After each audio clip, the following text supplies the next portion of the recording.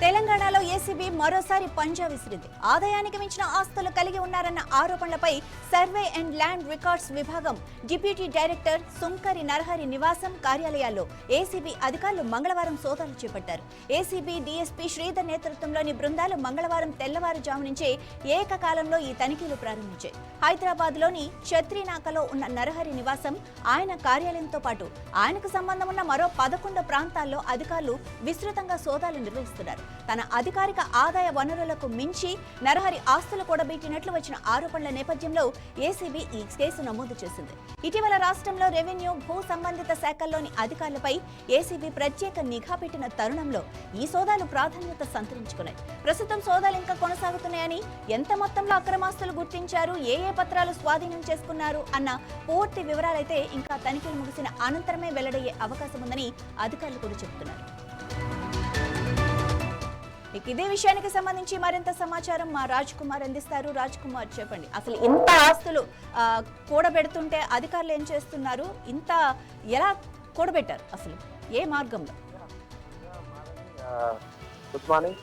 ACB అయితే కొరడా కల్పిస్తుంది అవినీతి అధికారుల మీద. మనం వరుసగా చూస్తున్నాం. వారంలో 2-3 సంఘటనలు జరుగుతున్నాయి. పెద్ద పెద్ద తిమింగళాలు ఏసీబీ వలలో పడుతున్నాయి. పూర్తిగా అయితే ఏసీబీ దీని మీద ఫోకస్ చేసినట్టుగా మనకు స్పష్టం అవుతుంది. దీంతో అధికారుల గుండెల్లో గుబులు రేగుతుంది ఈ ఏసీబీ అధికారుల రైడ్స్ తో. ఇటీవల మనం నాయకుడు చూసాం, ఆయన ఆల్రెడీ జైలుకి వెళ్ళాడు. సో ఈ రోజు తాజాగా మరి నరహరి మీద ఏసీబీ అధికారులు శ్రీధర్, ఏసీబీ డిఎస్పీ శ్రీధర్ ఆధ్వర్యంలో ఒకేసారి 13 చోట్ల ఏకకాలంలో మరి దాడులు నిర్వహించారు. పాతబస్తీ చత్రిక ఆయన ప్రధాన నివాసంలో, తర్వాత ఆయన సోదరుడికి చెందిన ఫ్లాటు, నరహరి పనిచేసే ఆఫీసు, ఆయన బంధువులు, తర్వాత ఆయన బ్లడ్ రిలేషన్, తర్వాత ఆయనకు సంబంధించిన మిత్రులు ఉంటారు, తర్వాత బినామీలు. కొంతమంది అధికారులు వాళ్ళ పేరు కాకుండా వాళ్ళ మిత్రులు, బినామీలకు సంబంధించిన ఆస్తులు కూడా కూడబెట్టి. సో మీరు అడిగినట్టుగా ఈ మధ్యలో అధికారులు చాలా మంది ఆదాయానికి మించిన ఆస్తులు, కొన్ని డిపార్ట్మెంట్స్ ఉన్నాయి. ముఖ్యంగా రాష్ట్రంలో ఈ ఆర్ఎండ్బి డిపార్ట్మెంట్ కానీ, పవర్ డిపార్ట్మెంట్ కానీ, జలమండలి, వాటర్ డిపార్ట్మెంట్ కానీ, తర్వాత రెవెన్యూ, ఈ ఎక్కువగా ఆదాయం వచ్చే కొన్ని శాఖల మీద ఏసీబీ ప్రత్యేకంగా దృష్టి పెట్టింది. దీని మీద కొంత సమాచారాన్ని కూడా సేకరిస్తుంది సీక్రెట్ గా. ఎక్కడెక్కడ ఏ ఆఫీసులో ఎవరెవరు అవినీతి తిమింగళాలు ఉన్నారనే దాని మీద ప్రత్యేకమైన ఫోకస్ చేసింది.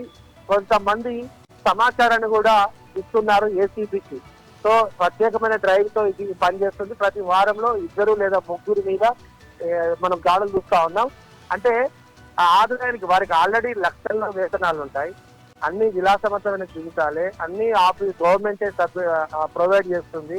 కారు, పని మనుషులు, బిల్డింగ్, ఆఫీసులో అన్ని ఉంటాయి. కానీ కక్కుర్తిపడి, కాసులకు కక్కుర్తిపడి, అధిక డబ్బులకు కక్కుర్తిపడి లంచాలు తీసుకోవడం, కాంట్రాక్టర్ కావాలన్నా కూడా, ఏదైనా టెండర్లు కావాలన్నా కూడా, ఏదైనా ఫైల్ మీద సంతకం పెట్టాలన్నా కూడా లక్షల నుంచి కోట్ల రూపాయలు ముక్కు పిండి వసూలు చేస్తున్నారు.